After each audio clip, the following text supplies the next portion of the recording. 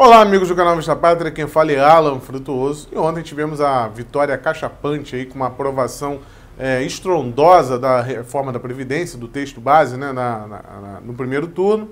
E alguns questionamentos começaram a ser levantados aí, principalmente por pessoas mais intencionadas, mas também tem gente aí com boa intenção que ficou na dúvida, ficou desconfiado sobre uma notícia que surgiu aí na mídia sobre um possível recurso do governo ao toma lá da cá. Né? Tem circulado em alguns portais, aqueles mesmos portais tendenciosos, como Folha de São Paulo, Terra, né, UOL, que também faz parte aí do Grupo Folha, e nos portais de esquerda, dando a entender que o Bolsonaro teria se utilizado de emendas parlamentares, de liberação de emendas, para conseguir esses votos. Isso, inclusive, foi narrativa de alguns parlamentares da esquerda durante a votação, né, durante as vezes que eles subiram à tribuna para fazer suas defesas, fazer suas orientações. Mas vamos aos fatos. O que aconteceu de fato? Bolsonaro não cumpriu a palavra de não agir com o toma lá da cá e resolveu utilizar práticas da velha política? Não é bem assim. Primeira coisa que a gente precisa analisar é de onde surgiu essa notícia, de onde veio esses números, de onde veio essa fonte de notícia. Isso aí foi uma ONG, né, que começou a soltar essa notícia na véspera aí da votação da reforma da Previdência. O nome da ONG é ONG Contas Abertas. Então, ONG geralmente, né, depende de alguns recursos que não são utilizados de maneira correta. Mas ok, vamos lá, vamos aos números informados pela ONG Contas Abertas. O governo teria liberado, agora no primeiro semestre, do segundo semestre, 2,5 bi em emendas parlamentares, um valor muito maior do que teria sido distribuído no primeiro semestre. Primeira coisa que vocês precisam saber e entender é o seguinte: a emenda parlamentar, ela faz parte do orçamento impositivo. Positivo que vem de imposição, imposto. E de onde surgiu essa imposição? Isso foi uma matéria que já começou a ser abordada lá em 2015 e veio ser ratificada agora. Foi uma proposta de emenda constitucional. Então, teve os mesmos trâmites aí da reforma da Previdência, né, por ser uma alteração constitucional. E essa PEC do orçamento impositivo, ela obriga o governo federal, no caso o atual governo, o Poder Executivo, o presidente Jair Bolsonaro, a liberar emendas parlamentares, né, para os devidos fins ali que são estabelecidos, são os fins técnicos, né, e legais, que você como parlamentar, você pode solicitar que o governo federal aplique um determinado recurso ali na sua base. Sempre as bases. Então é o seguinte, né, muitos já devem ter visto isso. Tem um hospital ali no seu bairro, tem aquele deputado que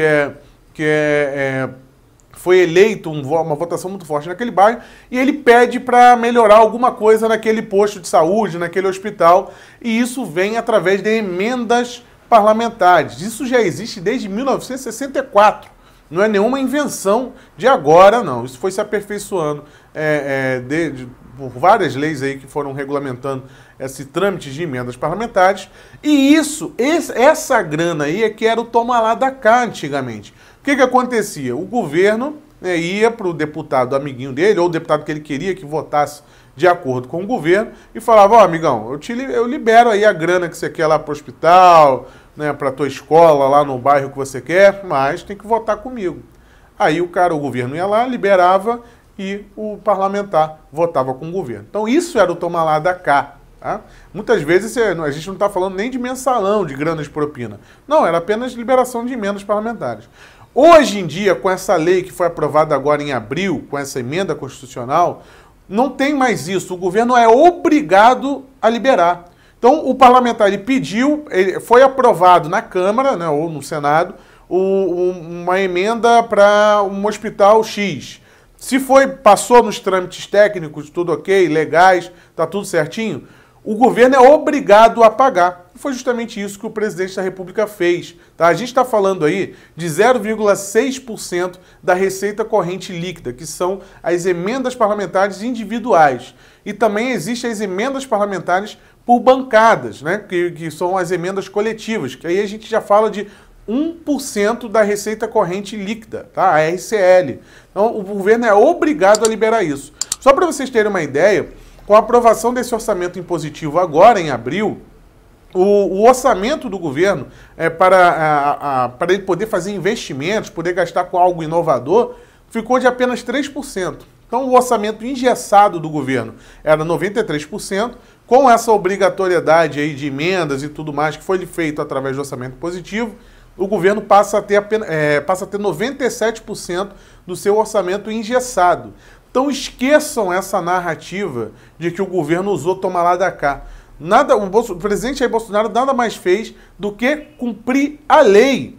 Se ele não libera o dinheiro, ele vai incorrer em crime de responsabilidade, né? E pode sofrer um impeachment. Então olha que loucura. Olha como é que se inventam narrativas, né? A grana que foi liberada, e está sendo liberada desde sempre, porque isso está na lei, é obrigado a liberar. Então, foi para questão de saúde, né? Foi para casos médicos de alta complexidade. Então, a maior parte desse dinheiro que foi liberado foi para direcionar para a saúde. Então, os parlamentares aí que solicitaram, né, vão aplicar, são obrigados a aplicar isso em hospitais, enfim, de alta complexidade. Esse foi o dinheiro que foi liberado. Então, muito cuidado com as falsas narrativas.